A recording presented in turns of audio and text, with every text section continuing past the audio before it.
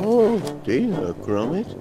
Must stop eating cheese last thing. It's given me terrible dreams.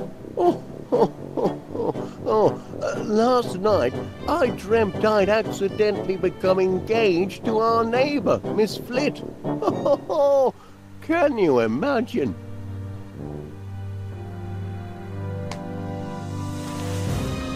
What's this? Oh no, lad. So it wasn't a bad dream after all. It's a real life-flipping nightmare. It's all coming back to me. At the fair, I found that lug nut and she thought it was a... Oh, my giddy aunt. Talk about matrimonial misunderstandings. You've got to do something, Gromit. No. I've got to do something.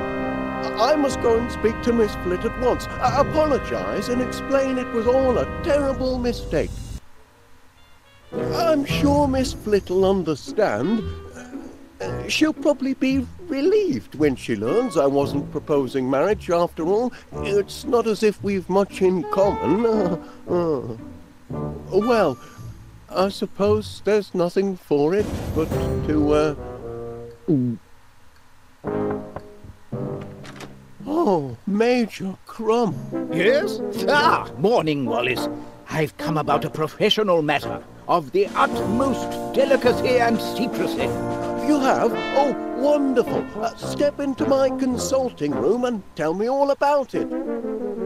Seems I'm going to be tied up for a while, Gromit, on business. Why don't you go and put your ear to the ground and find out how the land lies next door?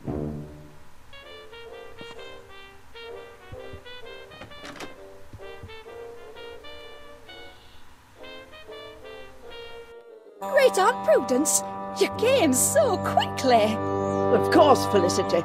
An urgent summons from one's only living relative and heir to one's fortune can mean only one thing. Man trouble. Now, who is the blighter this time? I'll box his ears if he's been toying with your affections. Oh, no trouble as such, Aunt Prudence. But, well, there has been an important development on the matrimonial front, which... Pardon me, Aunt Prudence. I think I spy an ugly little intruder.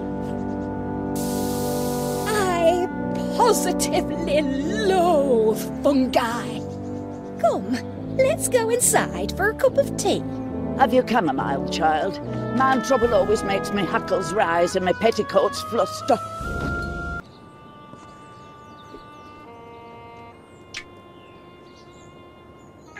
In his spare time, he likes to tinker a little. Tinker? Yes, inventions and such like. A handyman? Well, you'll obviously have to put a stop to the inventing. Certainly not in the house. Can't be tolerated. Oh no. Far too messy and intrusive. Well, I think you've told me all I need to hear. And so? So long as he doesn't leave his contraptions lying around all over the house, he sounds a very suitable suitor. So our engagement has your blessing? I don't see why not. Unless... Yes? Unless, of course... Well, he's not a member of that place, is he? That appalling country club whose name alone makes me shudder. You mean Prickly Thicket? Oh, yes. Oh, heavens, child, you know our family history. We Flits have never associated with those dreadful prickly thicketers. Oh, you needn't worry, Aunt Prudence.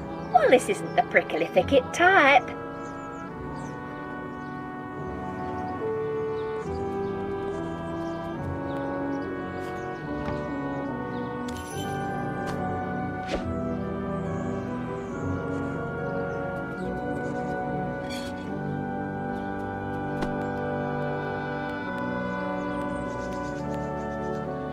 Morning, Mr. Pannier.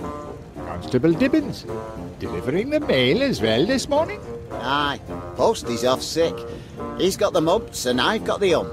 Sorry to hear that. Her Majesty's mail must be delivered, and PC Ernest Dibbins has never shrunk from duty, even when such duties aren't even part of his blinking job description. Here's your post. Ah, Couldn't help but notice the coat of arms, Mr. Pannier. A prickly thicket, isn't it? happen? So, you remember then?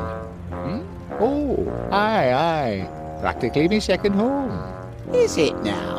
That's a very interesting coincidence. I was just saying to myself the other day, Ernest Dibbins, it's time you joined a... Oh, my. Excuse me, Constable. What are you staring at? Get along now.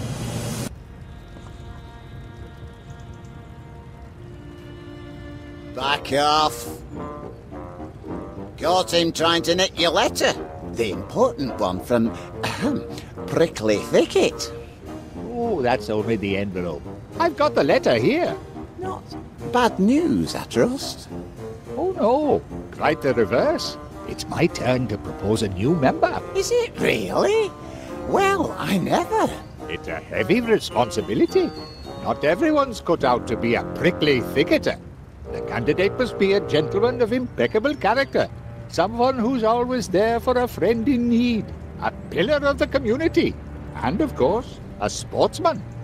Going to be a long search? Not necessarily. I mean, the ideal candidate might be, somebody who's very close to you. Oh? Aye, somebody who's right in front of your nose, in fact. Ah, yes, of course. You mean Mr. Wallace, my near neighbour and one of my best customers. Wallace? He's no blinking sportsman. He don't know one end of a golf club from t'other. Well, that's true. And he's hardly a pillar of the community, like... Like who? Mr. Pannier. My dear Mr. Pannier, who watches over this town centre like a shepherd watches his flock. Who sees to it that everybody stays on the straight and narrow. Oh, you mean you? But don't forget, you forgot to find me after that business with the bad bangers last month. Only on account of me soft heart. It's me only failing. But don't start getting ideas. I'll let you off with a warning once, but just once. Of course, Constable. Now, you better start getting these crates put away. They're blocking a public thoroughfare. Oh dear, not more crates. Good day, Mr. Pannier. I'll leave you to...